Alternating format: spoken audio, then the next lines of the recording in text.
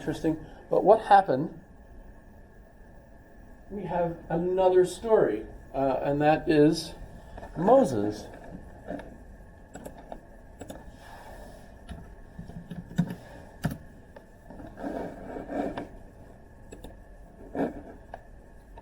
Jewish folks have a story from Moses to Moses. There was no one like Moses.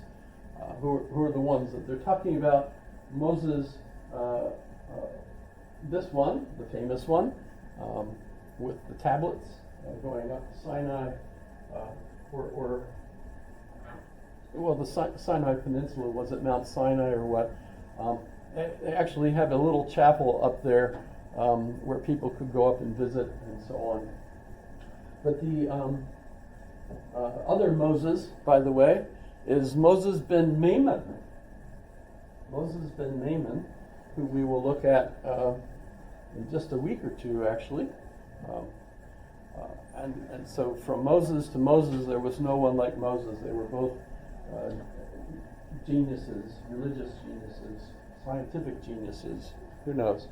But Moses is not simply a Hebrew. He was also raised an Egyptian. You've heard the story that his mother was afraid she couldn't save him, so she put him in a reed basket, and he floated down the river, which would have been up the river in the Nile, because the Nile goes that way, up, right? So it flows north. And the Pharaoh's daughter found the basket and retrieved the baby and raised him as her own. That's how the story goes. By the way, that seems to be one of the iconic signatures of a great individual, is that your mother has to save you, you're separated from your parents, and somehow you end up being raised by someone else. And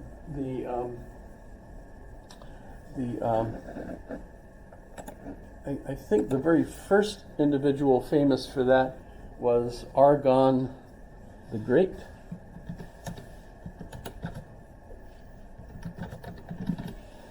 Sargon the Great, sorry. I'm thinking of Aragon. But Sargon of Akkad apparently had the same thing happen to him. His mother saved him by putting him in a reed basket. He floated down the river, and the enemy princess rescued him and raised him. So seems an interesting thing. By the way, he was also born in a cave in Bethlehem, and that's kind of interesting. If you're going to be a significant individual, you need to be born in that cave, and that's kind of interesting because Jesus was. The story says that he was born in that cave. Remember, he was actually a Nazarene, but for an odd reason, his father Joseph and his mother went to Bethlehem to register, and actually the Romans never did that. They wanted you to register where you lived, not some other place. But in that story, they go to Bethlehem, and Jesus ends up being born in a cave, in that cave, which, by the way, at the time of Jesus would have been a gift shop for Sargon the Great. So if you were interested in buying statues and things of Sargon the Great, people would have gone to that cave where it was a gift shop. I think it's still, it's now a church where there's 3 different groups of monks that fight over who gets to get the money from the tourists that come. And so they've arranged it so that they each get separate days. So that's kind of interesting. But yes, that cave is pretty significant, and not just for Sargon, Jesus, but Muhammad as well. What else? So, Moses may have been the high priest for Akhenaten. So goes some arguments. The first one that argued that was Sigmund Freud, but we also have a book by Jan Assmann called Moses the Egyptian.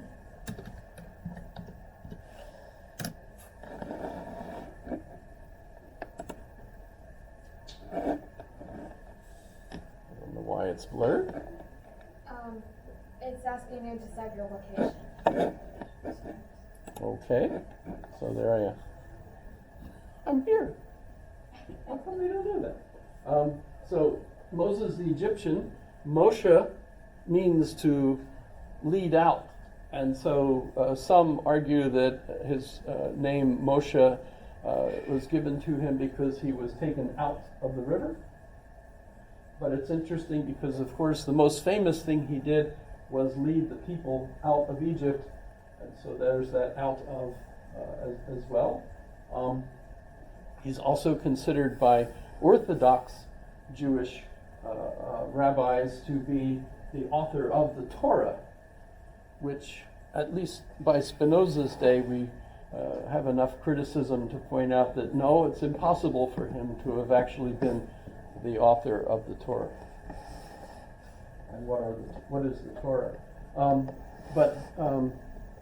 So the interesting argument that Jan Asman makes in this book, and actually is following Sigmund Freud this way, is that the monotheists that were the priesthood class of Akhenaten fled before they were killed by the enemy and led a lot of Hebrew slaves with them. Hebrew means slave in Egyptian. So many people fled with them and went north and established a kingdom, as the book Exodus explains. So the suggestion is that we have the beginnings of a monotheistic religion which was focused on the sun, which in a lot of ways makes absolute sense because of all the things in our particular solar system. The sun is clearly an absolutely essential element of it. So worshiping the sun kind of makes a great deal of sense. But the belief in many gods was really the norm. There's some interesting sociological arguments that typically in jungle-like areas, the people believe in lots of gods because there's such a rich environment, there's so many different powers throughout that people basically, in kind of a scientific way, are trying to figure out how to negotiate with the powers in their environment and know what the right things that power wants from them in order for them to succeed. So they end up having multiple powers in that kind of environment. But in more desert-like environments, it's more typical for the sun or the extra earth powers to be mostly influential and usually to be monotheistic. So when we look at the religions of the book, they're all Semitic in origin.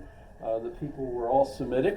Of course, we have the Jewish people, and we have the Christians, which incorporate the Jewish book. Remember the Ten Commandments question, the very first class? There's the Ten Commandments are from Exodus, but at the same time, it becomes adopted as a Christian book, right? So for Christians, you have not only the New Testament, which is based on the life of Jesus and the Acts of the Apostles, but you also have the Jewish book is part of what we call the Bible, which means the library, right? When Muhammad comes in roughly 650, by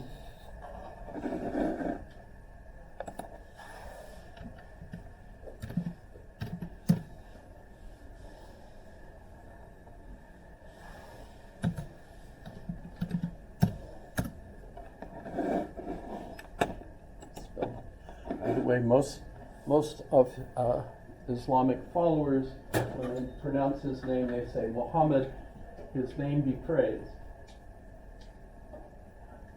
suppose you should say that. In any case, he is also, of course, going to give us a book known as the Quran. And so the three Semitic religions are all referred to also as religions of the book. There are other religious books, of course, the Bhagavad Gita, which is associated with the Hindu religions. The Tao gives us the book of the way.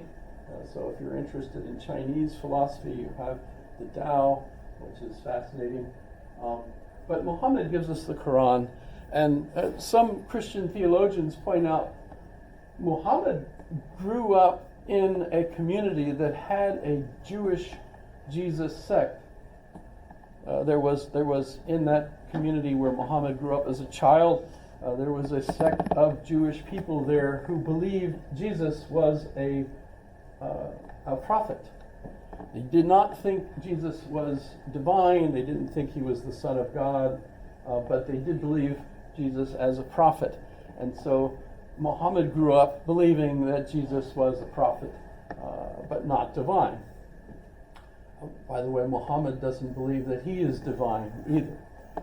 So in the Islamic religion, there's no conception of God being one of us. And the significant thing about Christianity, what you might say is the core of Christianity, is that Jesus not only was completely a man, but was also completely God. In fact, when we go back to the first council, remember there were lots of different Jesus sects. Problem, of course, is what to make of Jesus. Was he a prophet? Was he divine? Where did his divinity seem to originate from? And that really brings up Paul.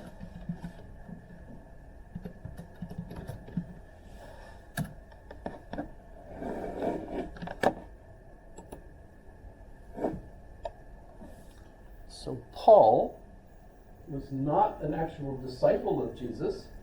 He instead was a young man, educated, Jewish, but also a Roman citizen, which really comes into play quite a lot. And he was educated. In fact, in his letters, he reflects belief in the kinds of things that Epicurus says. He was clearly a Stoic. He was also a follower of, he understood at least, Epicurean beliefs. So, he uses expressions from Epicurus. So he's educated in the common Greek, and he's aware not only as a Roman citizen, but he's also educated both as a rabbi from the best rabbi known at the time, but also he is a Greek educated individual. His letters are written as encomiums, I should say encomia, right? Which is basically his biography, written in the correct format that young people would be taught to write their biographies in Greek. So he's an educated Greek and familiar with Greek philosophy. And at the same time, he's converted to become a Christian through a very famous scene. In fact, I don't know if this page will give us a picture of his yep, there it is. So this is the conversion of St. Paul. It's always fun that for some reason people think he was knocked off his horse. But the thing is, he wouldn't have had a horse. It's just, not part of the deal at the time. But he was stunned on his way to Damascus, and why was he on his way to Damascus? He was one of the young men that was hired by the priesthood class in Jerusalem to help punish the Christians. because they were rabble rousers as far as the authorities were concerned. They wanted to put this revolt down. And they ended up hiring him basically. Initially, he's holding the cloaks of those who were attacking saints, who became Saint Stephen, who was one of the actual disciples of Jesus. And that's his introduction to Christianity, helping to